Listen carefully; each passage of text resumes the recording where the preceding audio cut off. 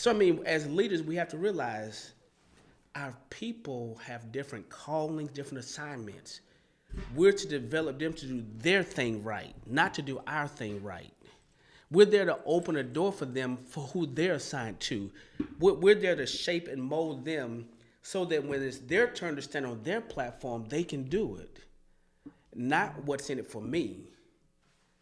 It's what's their assignment and how do I help them do their assignment. Because at the end of the day, the first grade teacher still gets gratification when the high school senior graduates. That's, oh my gosh, this is so good. Because she realized they only made it to the 12th grade because I did my part right. Hey, thank God for another day. Hey, I know we could be another way.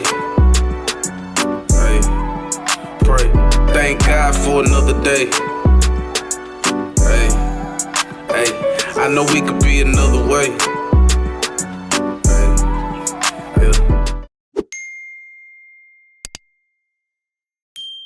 Okay? Listen. Okay, I'm about to start, okay? You okay with me starting? Yeah, let me take a sip. Okay, you take a sip. Take a sip. Yo, it's your girl Jessica Smith, and I'm excited about today. You have entered the safe space for influencers to decompress, have fun, and just ask. Yo, Desiree. What's up? Desiree.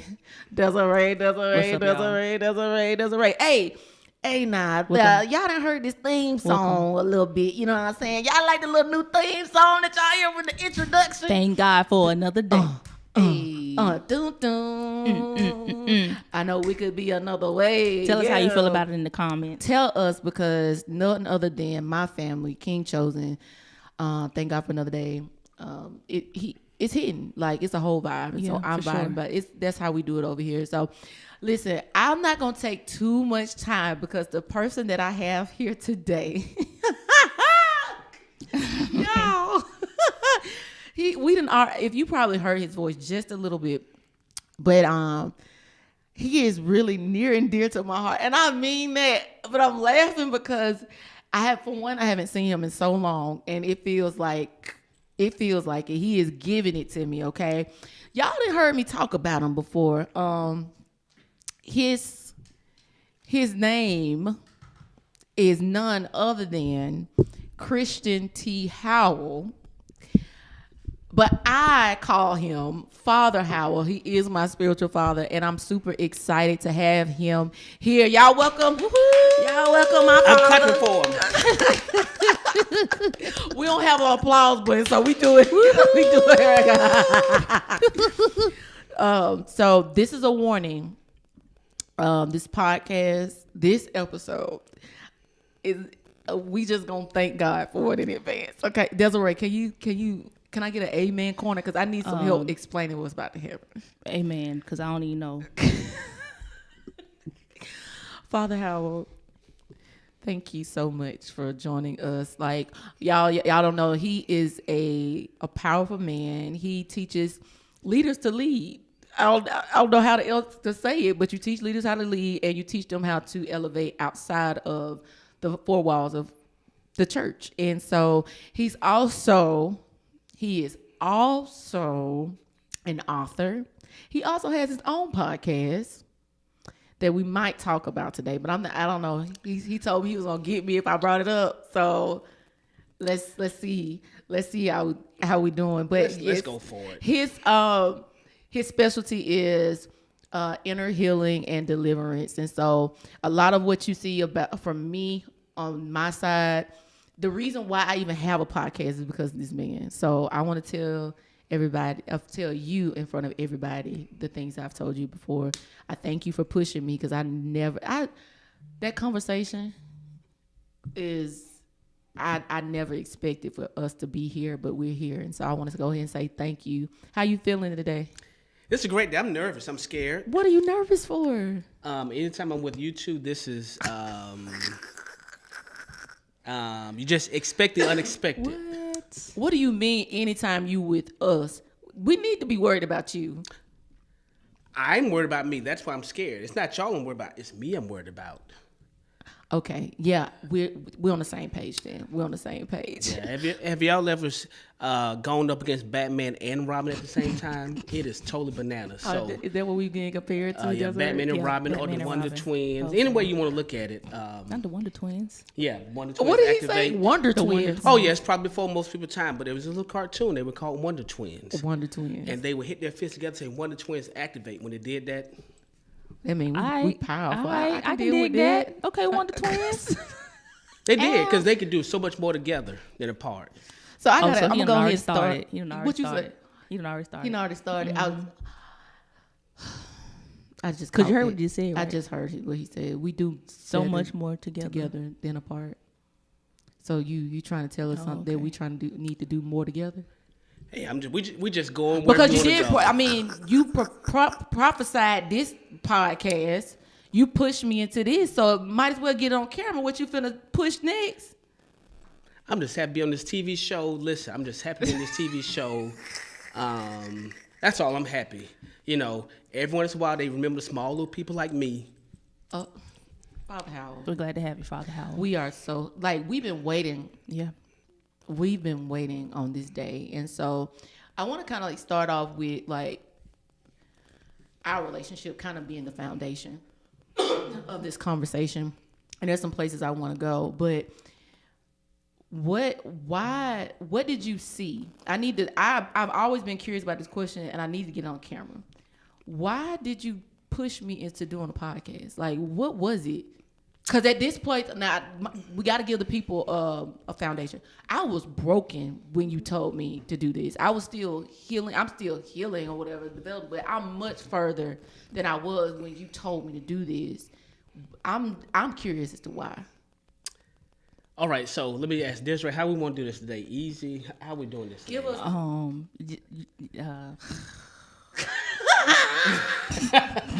See what I mean? Wonder Twins. Here we go. Be yourself, Apostle. No. Okay, you said why. Most leaders aren't gifted to see the value in broken crayons. Most leaders aren't. They want the cute, pretty, sharpened crayons. Now realize that broken crayons still color. You have to be gifted to take a broken crayon, sharpen it a little bit, and realize that may be the best crayon. So Why did that about to make me cry? Wait, that was so beautiful now because I'm like, I was the broken crayon. Wow. but broken crayons still have value. They still color. Yeah, They just still because it's work. broken don't mean it doesn't have purpose or value. It just means somewhere along the way somebody mishandled broken crayon. Yeah. It could have been an angry person. This could have been a mad person. It could have been a person who didn't understand the value of crayons, so they broke it. But oftentimes in our community, we throw away stuff that looks broken. Instead of realizing if you got skills and gifts, you can take anything broken and make it useful. You just got to spend a little time with it. So yeah. We here now. So you said something in the beginning. You said there's some leaders that are able to only see the sharpened crayon, and there's only people that can see that there's still use of the broken one. So because that's what you specialize in as far as in leadership. As a leader, how do you develop an eye for the value of the broken crayon? It's really easy. One, I think every crayon is broken to a degree. The problem is there is no perfect crayon. To be a leader, to recognize the value of broken crayons, to recognize that all crayons have value. But every once in a while with your gifting, a crayon is highlighted. And here's what makes it interesting to me. I don't like the crayon that everybody else fight for. It says more about my value if I fight for what everybody else want. Wait. So my value is not determined by going after what everybody else want. My value is determined by my ability to produce what I believe can exist. It's cheap people who want everything cheap and free. That's cheap folks. A person who's not broke is not afraid to take something broken. They know they'll add value. Why? Because there's value in there. Just got to pull it out. Yeah. So we have too many leaders who are fighting over what somebody else already made. Y'all, has it been 5 minutes? I mean, Yeah, we're about 15 minutes in, I think. That's not all. We're not. Because that's the thing. That's the modern church problem. We're all fighting for the same people. Except all people have value and purpose. If you don't see it, you'll keep recycling people in and out. We do that in dating. We do it everywhere. Yeah. I mean, to the people dating, I would put it this way. If a young lady's looking for a man that's perfect for marriage, it's probably because some other woman already made him ready for marriage. Can you slow that down and just kind of like say that one more time? Because I say it one more time. Well, because everything grows together. And so if he's already there, it's because somebody got him there. That's, So then what you're doing, you're getting something that somebody has already put their hands on and made. Those relationships normally don't last long. wow. Because it has somebody else's fingerprints on it already. Because they developed them in the way that they feel like they should be developed. Oh, wow. And then you have conflict because she made him good for her. Well, he's not with her no more. Just because he appears good don't make him good for you. So to the young lady, she's like, I know my value. And because she knows her value, she knows whatever she get with, it's going to add to its value. So she don't mind taking somebody who has potential because she knows she knows her worth. That's what's wrong with our culture. We don't celebrate brokenness. Now because that seems like an oxymoron to celebrate the brokenness. So what do you mean? Like, be specific about more. Like, give us more detail on that. Like, what is it? Now this is loaded. So the church people just don't inbox me, don't DM me, don't message me. I'm not gonna respond. said Because don't we come know for they him. they gonna come up that because said just don't because the apostle on come here, they for gonna him. be like, please don't come. Not on this platform. Don't come. Do mind doing something Do else not. because I fight for this one. So not come. this because this is my truth. Jesus didn't come for people that were perfect. He only came for those that are broken. The Bible says a broken and contrite spirit, so he don't need everybody that's put together. Jesus came after broken crayons. That's so good and it's so accurate. And so the problem is we don't know how to celebrate it because we're too busy. If you're not broken, you should be working. Now that's a message church don't want to celebrate because we like to get the working crayon and keep working it. That's why people are tired, burnt out, stressed out, frustrated because they're overworked. A good leader says, let me get some new crayon and develop that so I get another worker. And give the other crayon a break. Yeah, because if not, it goes back to the good crayon becomes broken. It's overworked, overused, frustrated, beat down until it gets broken. Then we throw them away. So what I hear you say is good leaders not only celebrate brokenness, but they provide a balance for the good crayon. Because brokenness just means we're human. There's a problem in our modern American culture where we idolize leadership. When we think leader, we think perfect. Yeah. I don't want to work with nobody not perfect. I don't want to be with nobody not perfect, except we ain't perfect. Yeah. So I always say, how can you demand something out of people you can never give? And even with what you're just saying right now, I think that all right. So I think can you break this down because you might be able to explain it better than me. So when people hear me call you apostle, what does that mean? Let's start right there. So okay, I'm in this thing where I'm taking the church out of the church, Right. because that term was never even a Christian term. It was a worldly term. Apostle was a naval amphibious commander who went where others couldn't go and open a door for them. That's what he did. So that's why they were called disciples first. So what makes someone an apostle is not the clothes they wear, the ring they wear, the title. It's their ability to open up. I am about to leave this pod. I am about to leave. I am about to go. They can't leave. Because that's what it does. Those 12 opened up the rest of the world for the gospel. And so we realize that people can be apostolic and not even be primarily functioning in church. We need people opening doors in education. We need people in everywhere who are pioneering and trailblazing. So as long as we're limited to things about church, we're missing the whole world. So this is what you're saying. Okay, I love this conversation. So you're really saying that we, for one, have to do our research, because that you just taught me something new. I don't know, Desiree, did he just teach you something new? Or Slightly.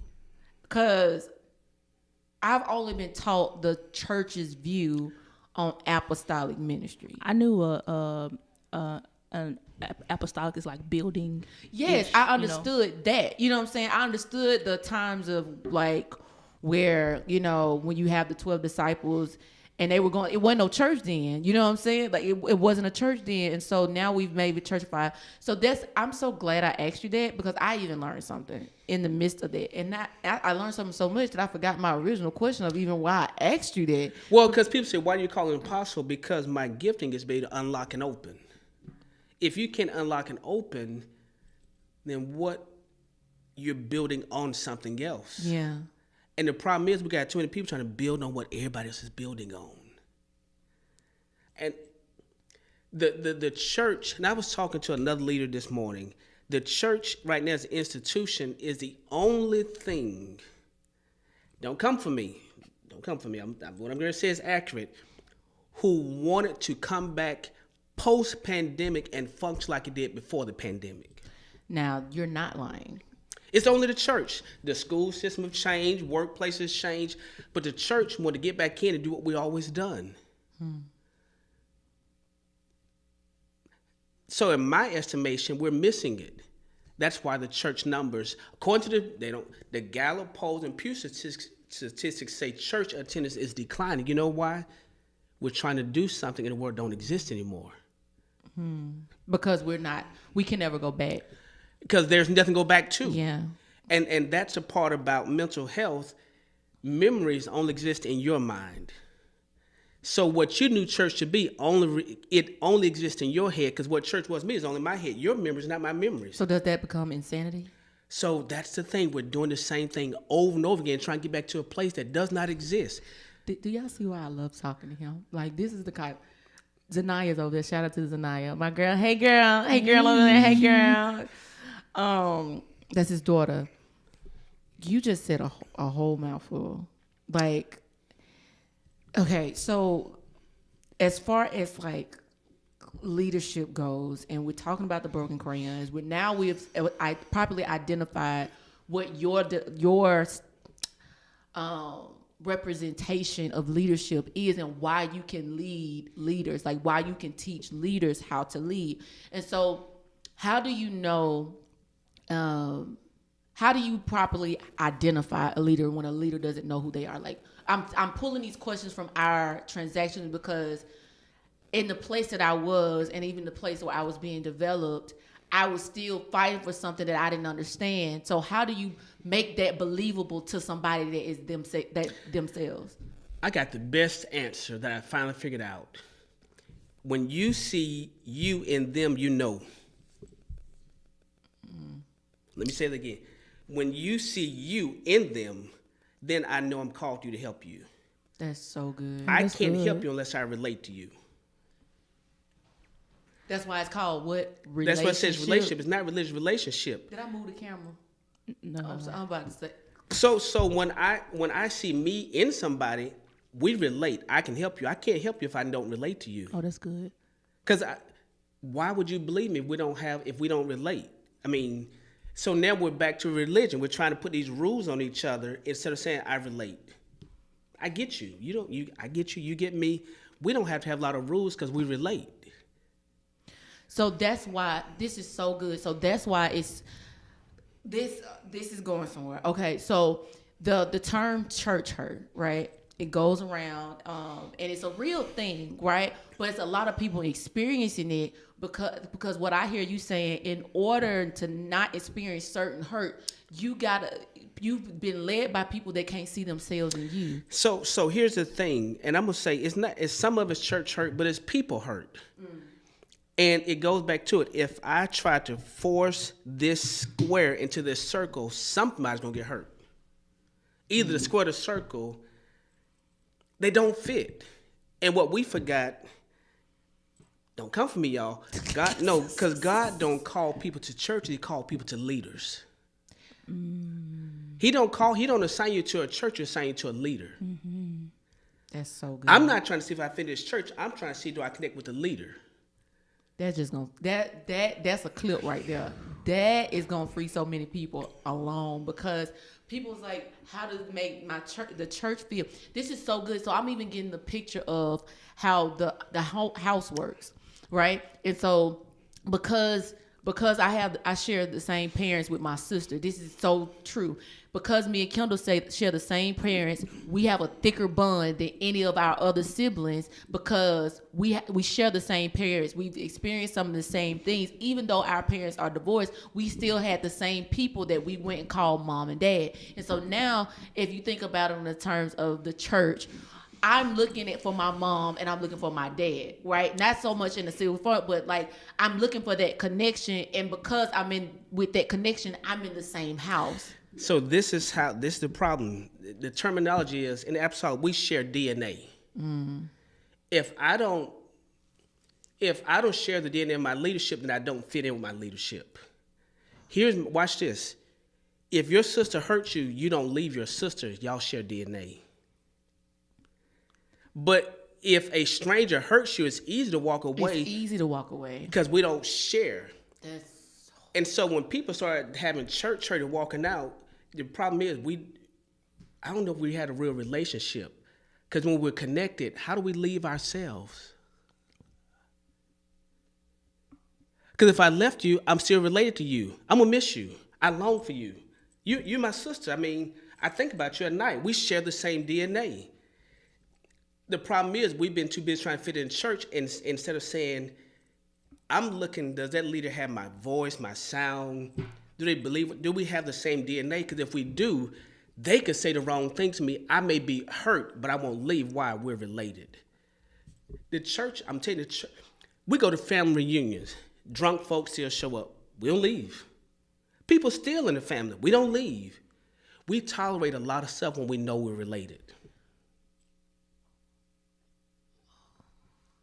oh my God. So whenever we try to fit right now. ourselves into a mental construct of being a building of people instead of people that really relate, it always goes bad.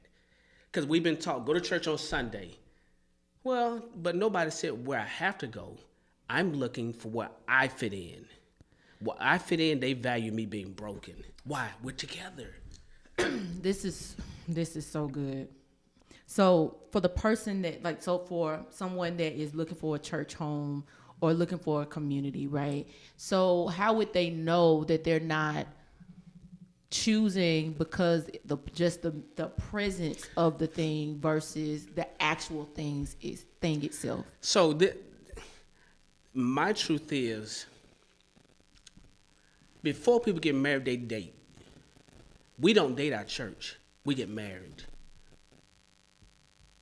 I probably said too much. I need you to go deeper because I'm gonna tell y'all this. Y'all saw my pastor maybe a few weeks ago, and he's my pastor because I took these literally what he just said. He didn't say it to me, but I told him. I said, he was like, "It's okay for you not to have a church right now. It's okay for you to date." But you got to find a church. Like, it was, the end result was you got to go to find a home. You can't just be laying around. You can't just be laying dormant in your gifts. You can't be activated. This is a break. And understand that this is a break. But go date some churches so you can understand because you never know. Because I'm dating, do I fit in? Do we? Because in one good service, it feels good. It sounds good. It's like one date. magical date. Mm-hmm. But it's a dating once does not equate to learning somebody. And so I won't go to your church. I want to see if it's just one good Sunday out of 4, because y'all got 3 bad Sundays, 1 good Sunday. I came on the 1 good Sunday. I felt like I felt God. Well, maybe it was me. Maybe y'all was really, but I want to date to see if we really do relate. If we don't relate, it's a great place. It's just not my place.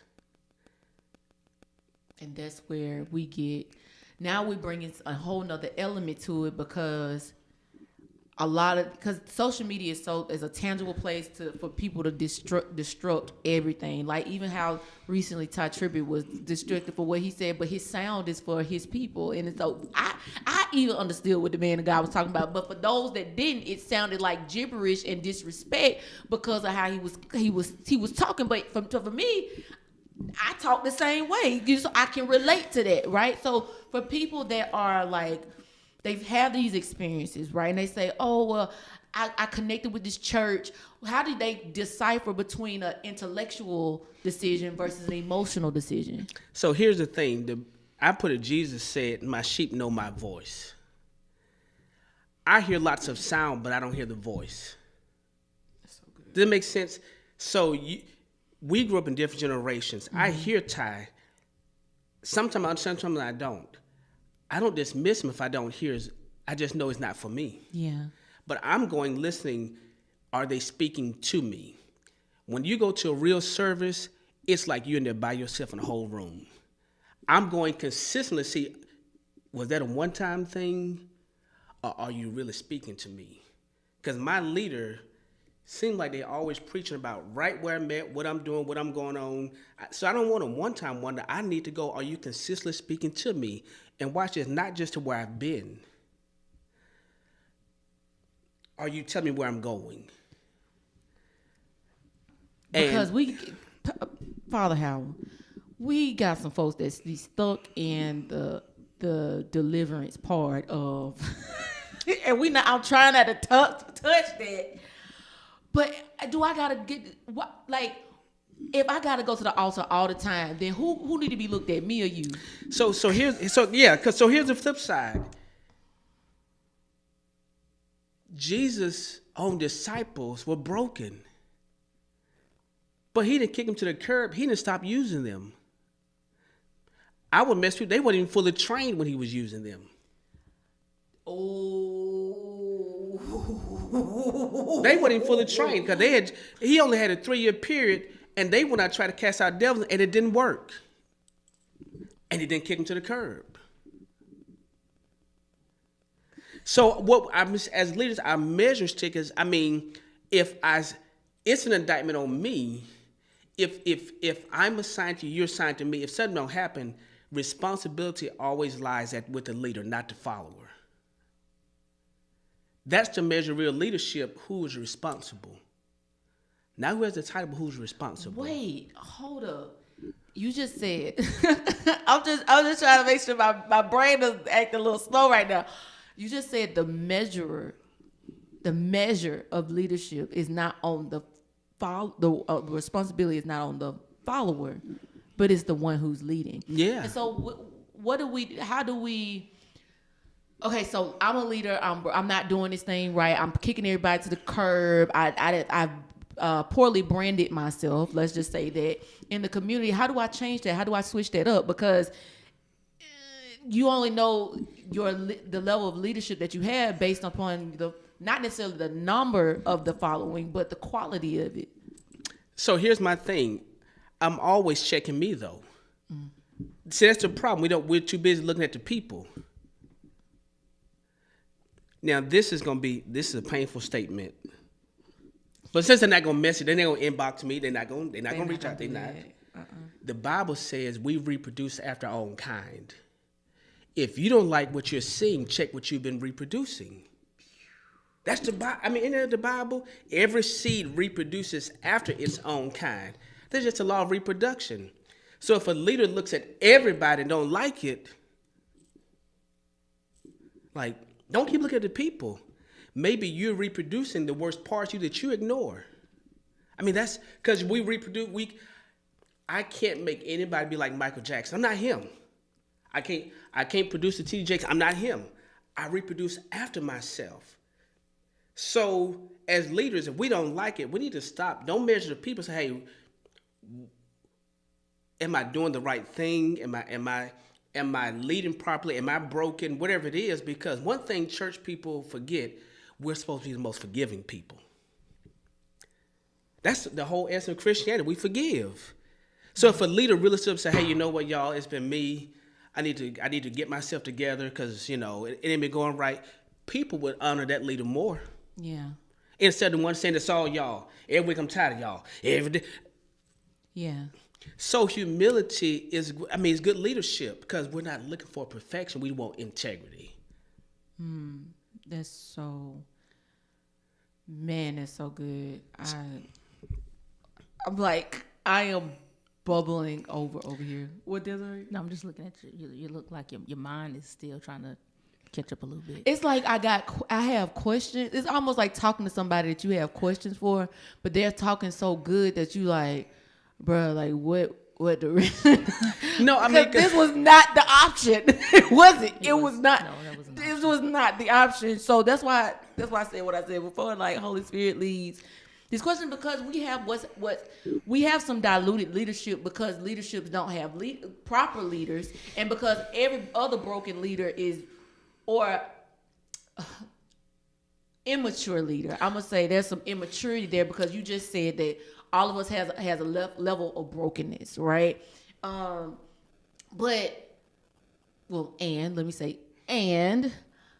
the leaders that are have some opportunity in this area.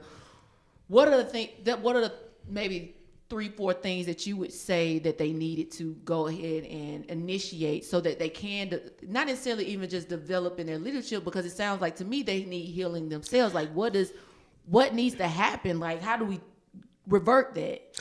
So the church is at a pivotal point, and I mean the church because the church is where we're supposed to get our structure, strategy, not just corporate worship, but we get our strategy from the church.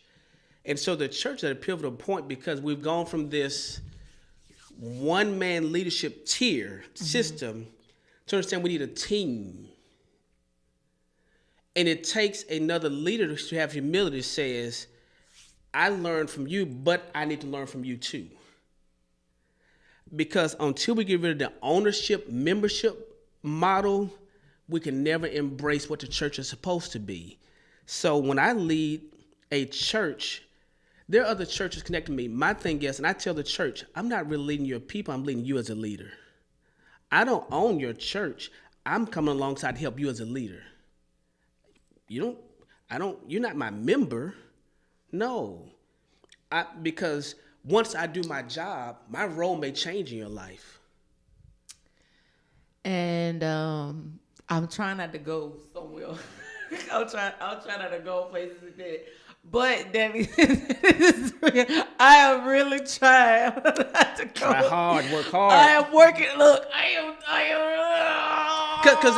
Because that's the thing. I mean, you know what I'm saying? I mean, okay. Let me put it this way. Let me see if I can change it. Let's see if we can change it, y'all. How long you gonna make me stay in first grade? Yeah.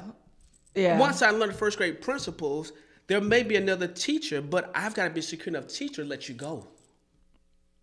To hand you off or point you in another direction says, you know what?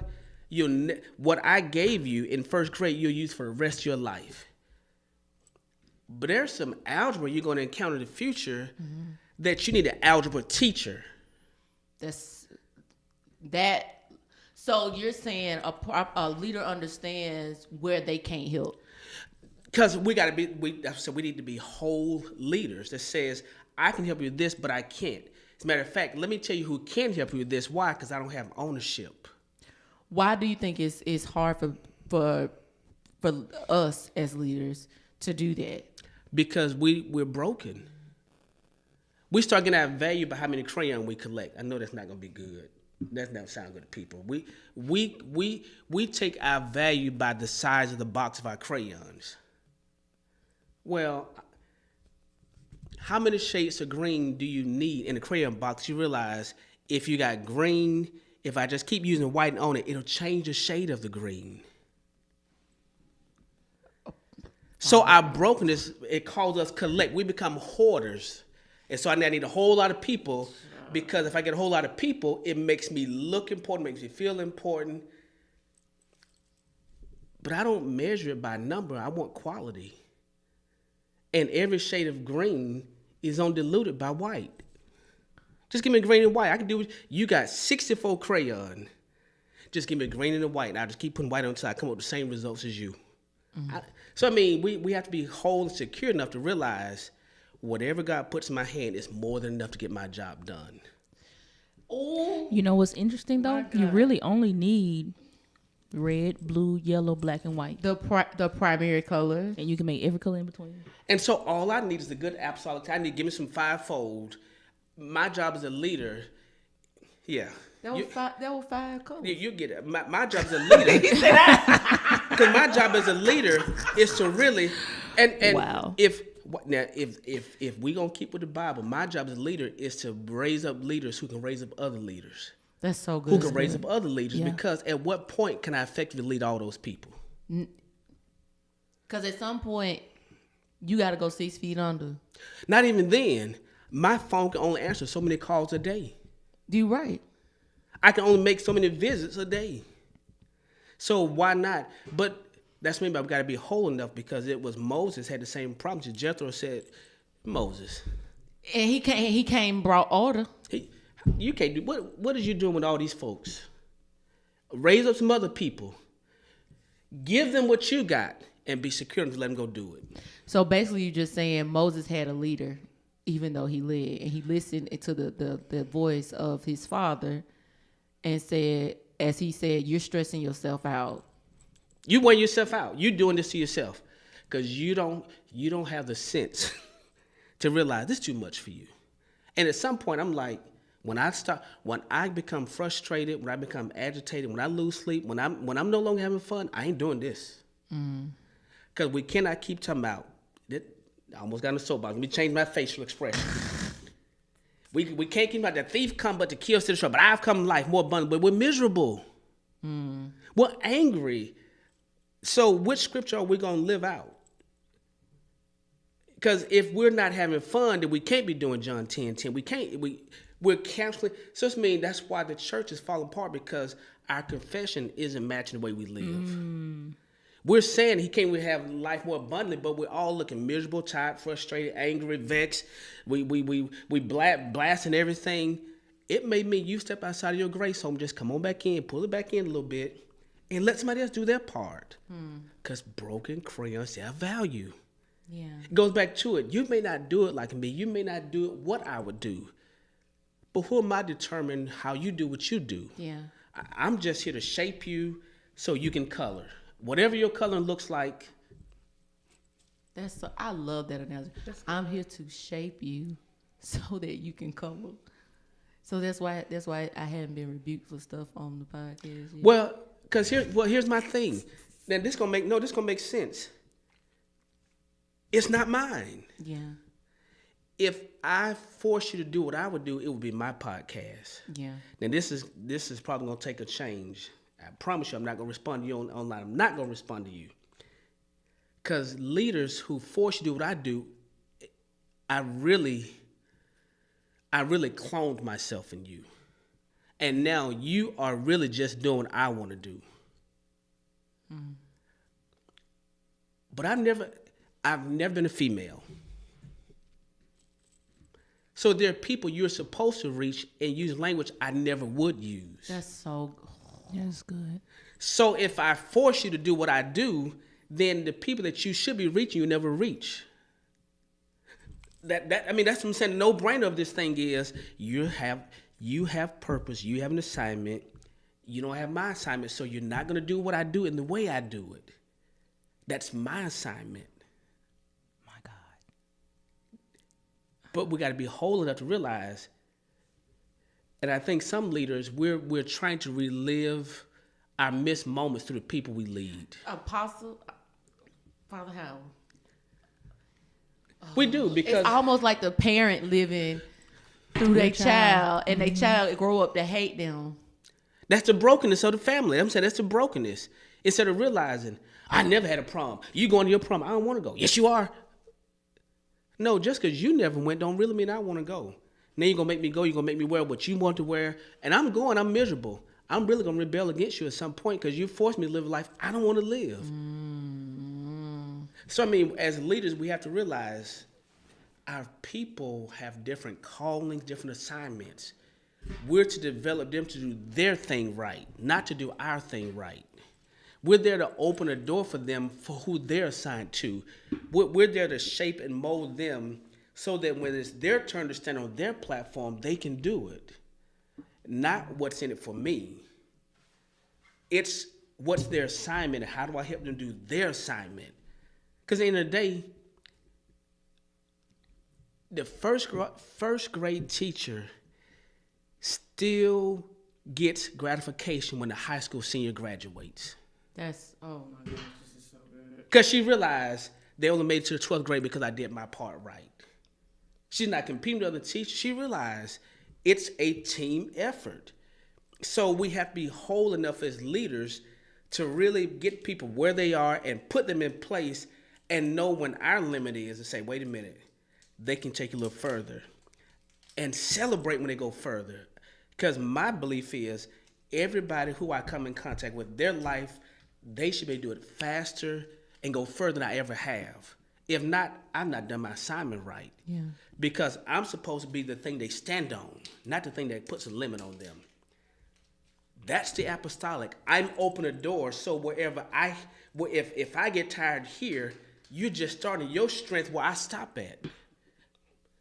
That's called advantage. So I'm looking to connect with leaders who say, I'm only here what I'm doing now because leaders saw something in me that I didn't understand. And they let me stand aside some great, I know some of the greatest leaders in the kingdom. But they took a chance on me not because I was perfect, I was so imperfect. But they saw something in me, and they just by proximity put me close enough to I want to be like them. I want to be like them until when I get in position, like, who do I see who, if I place them close enough, it'll inspire them to want to be what I did and go further. That's what I mean. We're supposed to be advancing the kingdom, not competing, not compressing, not compacting. Now, we're supposed to give each other the advantage and say, whatever I have, you have. I will never be a woman. So when people say women, I don't have the language of a woman. Yeah. I've never lived one day in a woman's shoe. So for me to think I could do it better than a woman who's called to women, I can minister to women, but I can never minister as a woman. That's so good. So my job is to develop the lady who is it so that when they need a person who they can relate to better, so they may relate to me as a father, they'll never relate to me as a mother. I have to be secure enough to say, you know what, there's a mother figure, there's a brother, because you need a whole family. So I'm saying we're looking for DNA now. That's why we got to have healthy leadership because, and I've talked this before, and people don't like it, but we have slave mentality in religion. We own people, put them on a plantation called the church. Yeah. Don't go nowhere, don't talk to nobody else, don't listen to nobody else. That's a plantation. Yeah. The problem is I don't have everything for you. And what you just said about the slave mentality of church, I think that's so real because, let me ask you this. How do I know when it's order and when it's a massive situation? Love. It's the simplicity for me. It's the simplicity. Like, it's like, how do I know this? Like, well, because love gives liberty. Relationship create rules. Okay, let me put it back in terms of dating. If you're dating someone and you have to worry about wherever they go, there's something wrong with your relationship. If you love me enough, I don't care where you go, you'll be loyal to me. You can go to the mall, you can go to Bali, you can go to Hawaii, go to Honolulu. I'm secure because love is present. If love isn't there, I give you a whole lot of rules. So But I got it from Jesus. If you love me, you keep my commandments. Well, you can visit every church in America. They'll never love you like I will. Go for it. So I don't have this sense of putting these boundaries and putting you in a plantation because we have each other's heart. So for somebody that is like, the person that might be listening to this is like, okay, when I'm looking for this church, when I'm looking for this leader, what do I look for? I hear you saying love, but I've gotten love wrong before. What do you say to that person? First thing I say is love yourself better, because if you don't love yourself properly, you'll accept people valuing you lower than you should. So if you're not in a church, or you're in a church where you know you don't fit, find a place where you can be healed. Those places aren't looking for you to be a member. They're looking for you to be healed. When you get healed, they know you're going to leave. That's a difference in mindset. So if I have a ministry that does healing, I expect people to come that may never stay. I'm not collecting people. It's not a plantation, not a country club. My specialty is get you healed. When you get healed, the church is backwards. Nobody goes to the hospital and just lives there. You're here because you're not well. When you leave, when you feel better, you're going to leave. Some people are going to stay and work at the hospital. Some people are going to volunteer at the hospital. But not everybody comes to the hospital just supposed to take up a bed and just stay there forever. Or to say, oh, I'm going to go from a patient to a nurse. Or, you know what I'm saying? Like, that's good. So them say you're looking, when people are saying, what do I look for now? Look for a healthy leader. Don't look for a healthy church. Look for a healthy leader. Because people are called to leaders, not churches. That's a mistake. We were raised saying you got to go to church. And they could smoke, they could sleep, do all kind of stuff as long as we were at church. Well, they weren't healthy. It was just, we had to go to church on Sunday. Well, I don't just want to go. I want to find a healthy person to connect to. When I find a healthy person, they will make mistakes. I can overlook it. They'll make bad choices. I'll still overlook it. But if we really connect, I know you have my best interests and I got yours.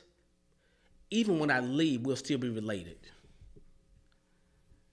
Because I don't leave the leader, I just leave where I'm living. And that goes back to the family. When you left your mother and father's house, it didn't change your relationship. You just lived somewhere different. Yeah. But relationship, so I'm saying it's all based off relationship. So you ask, how do people know? Stop looking for a good church. Find you a good leader. That leader can tell you, because a healthy leader, there are people who send other people to churches that they say I mentor them a good leader. I don't have to be your pastor to do my gift towards you. And I tell them, let your pastor know that I'm involved. There's no competition. It doesn't, because if I'm not your pastor, then we have different roles. Yeah. I'm secure enough to know that's not my role.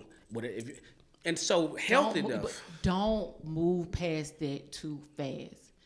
You just said something that I really want the listeners to understand why, like even when we're talking about dating, when we're talking about the church, pastor, and stuff like that, and it's like, why do I have to identify that role? There was a moment, and I always get emotional when I talk about this, because like the things you've done for me is like, the ways you made things make sense for me is like just beyond. So I remember we was on the couch. That was at not this house, but the other house with Pastor Mill. We love Pastor Mill. And both of y'all were having a conversation with me. And you just ran, like we having a regular conversation, y'all. Like I don't know, we were talking about his Kool-Aid, lentils. Somebody cooked that day. I don't know what we were talking about. But he randomly asked me, who is Coach D to me? And for those that know me and follow me on my platform, everyone knows that I've introduced her as not only my coach, but my spiritual mother. I would have never done that if I did. My relationship was challenged then, and I started taking offense to it. And I love Apostle because he was like, "I'll be ready for the fight. I'm ready for the hands. I'm ready for whatever you try to do me, because I'm still gonna say what I said." He kept repeating himself. He's like, "So do you know what a coach is? Do you know?" Because I didn't grow up in that. I didn't grow up with my dad having a coach or a spiritual mother or father. I didn't grow up understanding. So all this language is new to me. So he sat me down and I said, "Nah. Why are you asking me this?" Because I'm like, I'm finna fight. Because I'm at this point, folks acting like I'm sucking the woman's toes or something like that. So I thought he was trying to come at me like that. So then he, further explains to me that he didn't disagree that she wasn't supposed to be in my life. He said I'm not appropriating the relationship. So why is it important to do that? So I wrote a new book, shameless plug. No, please advertise the book because we like him. We like him. No, it's called Your Assigned Seat. Now this might change everything we say. We have to wrap it up. Your Assigned Seat. The seat people occupy determines the role, the responsibility, and the authority they have. So you have to know where people are seated. We're in this room. We're seated at the table. Everybody's in the room could be in the room, but may not get a chance to talk because they don't have a seat at the table. So we have to really know who is seated, where are we seated? And so here's the thing. Coach D had, let's see, how would I say this for those who may not know? You had her in your life, but you hadn't seated her. She was in there, and because she didn't know what seat she occupied, you didn't know what role she was playing, you didn't know what authority she had, nor did you know what level of responsibility she was supposed to have to you. That's so good. And so it's not until you seated her at this seat that she could fully do something for you. And so we have to be able to define relationship and roles, not because people are insecure, but you don't get responsibility and authority unless you operate a certain seat. If there were 10 people at this chair, if there were 10 people at this round table, if there were 10 people in here, I would walk in and know who's in charge based off who's sitting in the right seat. So our problem is we put people in the wrong seat in our lives. We let them occupy the wrong seat. You hate the person you're dating, but you gave them the seat of a spouse. Well, because you gave them that seat, now they're doing the things you don't want them to do. That was me, y'all. It's okay. It gets a little tense sometimes, y'all. Y'all pray. It gets a little tense. Y'all see I'm messing stuff up. It gets a little tense. Yeah, that's good. Yeah, We had a commercial, station break. It was a little earthquake, boom, little rumble. We don't like how they're treating us, but we gave them that seat. And because we gave them the seat of a spouse, they're treating us like they're our spouse. But we put them in that seat. So you have to seat people at the right place. And it's only in the church. We don't like it. And when I wrote this book, it messed me up on the inside because in kindergarten, your first day of kindergarten, you get an assigned seat. That's right. You get on an airplane, you got an assigned seat. You go to a football game, you pay for a certain seat. If you work in a company, there are assigned seats. It's only when it comes to spiritual matters, we don't want to assign people. We just want to be. That sounds like a good book. Yeah, so that's why I wrote it, because I got the revelation.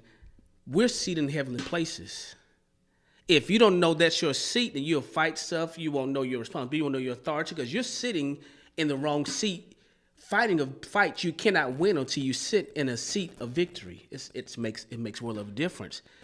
If I'm seated in heavenly places, then most of the other stuff folks doing is really beneath me. They're doing stuff I don't entertain it. Why? That's beneath me. I'm seated up here. The stuff you're doing, that foolishness, that's down there. So if you don't know where you're sitting, that's why I said we there's some basic things. That's what we got to teach people. You're seated in heavenly places. That's good. You know what I'm saying? So as a leader, it may not be working well, but you're seated properly. Just stay in your seat. Because if you're in your right seat, it's going to work out. You can't quit, but you need another leader sometimes to come alongside you and say, hey, maybe you're looking at it wrong.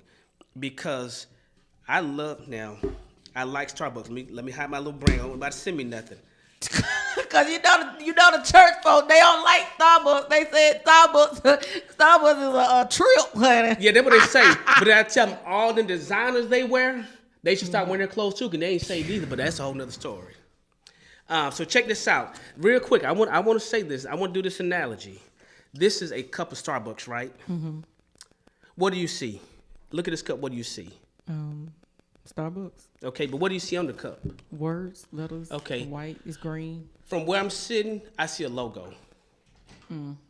This one makes sense, Desiree. Tell me this makes sense.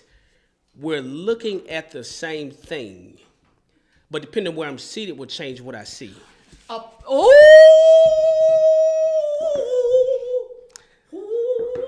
So that I'm saying we're sitting at this. We're looking at the same thing. We're looking at the same thing, but we have, and so that the seat gives you different perspectives. The seat gives you different outlook. The seat will give you different revelation. The seat will give you a different anointing. The seat where you are. I am about to shout in this place. Oh my God, Desiree, we gotta get this book. That's why you gotta get connected to other people who have a different seat than yours, because they can see what you can't see. We can look at the same problem. I see a solution. You see stress. It's our difference in where we're seated. That's why we can't be one man team no more. I felt my help coming. So, I felt my help. Apostle Howell, this was not. No, this wasn't. Desiree. No. I'm gonna tell you after we stop recording what I said I was gonna say and do. But this was not the plan. But I'm so glad because you taught us well. You taught us. Look, So good. Desiree. Yeah. I'm gonna let you say something. Yeah. I think what really set me free though was when he was talking about you're looking for a leader and not a church. But which makes sense. Like you can go to a church and that's literally what you're doing. You're just going to the church. But when you're responsible, when you're accountable or submitted to an actual leader, then the words that they're saying you will actually go apply. So you're not just going, you're now transforming and changing and becoming a better person. You know what I'm saying? It makes sense to me. Yeah. Yeah. This is why I know y'all talking mental health this month. This is why you gotta have conversations. Yeah. When you look at you see fine. When I look at you, I see off. We're seated differently, so we see differently. Yeah. I mean, we got to have this integrity to say, wait a minute, let me be authentic enough to look at other views. That's what's wrong with our country. We're sitting from our angle, looking at this way, and it's because that's what we see, we're fighting for it. But to the person on the other side of the country, what they see is real too. Who's to say who's wrong, or can we just learn that different views depending on where we're seated? And if we can respect the differing of views, the differing of roles, we might get to solve a problem because I see what you see, but you see it from a healthier view. You have a solution. I'll digress. I'm whole enough not to need credit. But we can't do that if we're not healthy and whole. So we really need to develop mature leaders who understand that life is not just 2 or 3 dimensional anymore. There are many facets. And this is my conclusion, to the person who loves jewelry, looking inside of a diamond, there are many facets to it. You may not find a flaw in any side, but a person on the right side with the right experience, the right skills, with the right eye, can look and see a flaw in that third cut. They're all right, but our different experiences, our different gifts, That's our so different good. everything just cause us to see differently, and we can't reject the people who see stuff different than us.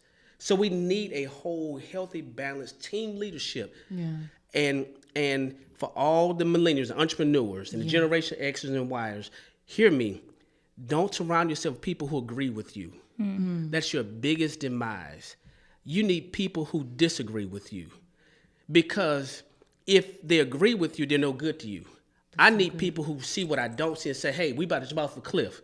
Why? Because you're seeing it differently. Yeah. So we need to build teams that are diverse, that not just agree with me, not do what I like, but I value what they see, what they bring, what they do. I'm whole enough to when somebody says that's off, maybe you're right. Maybe it is off. I never saw it that way.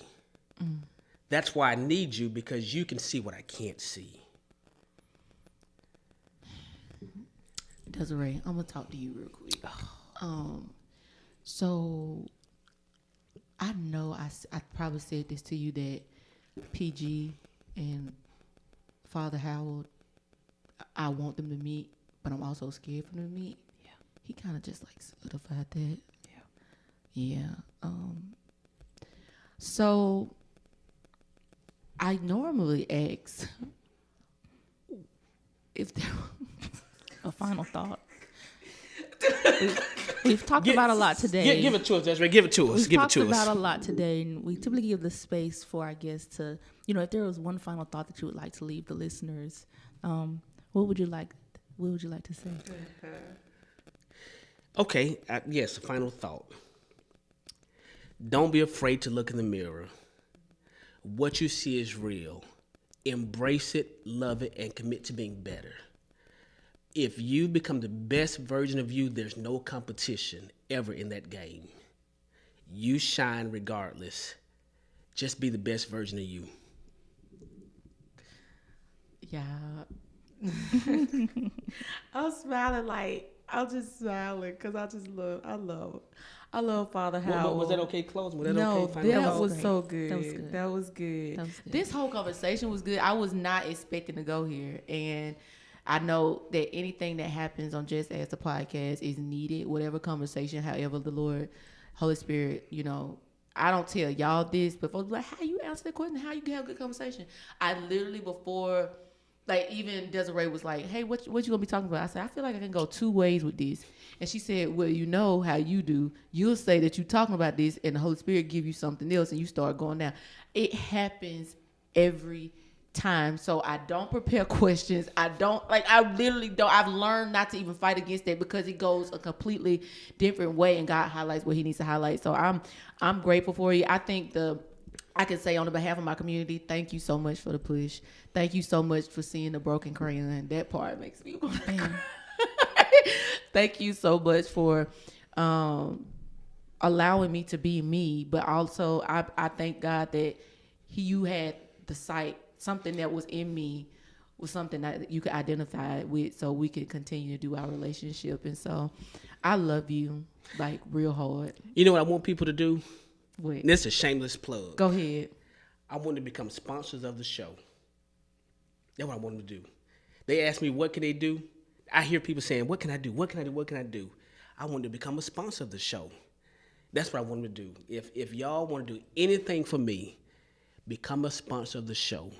Because if we recognize the real prophetic is not seeing what's seen, it's seeing where something is going and getting in on it before it gets there. That's how people do well in the stock market. That's why we need to recognize where this is going.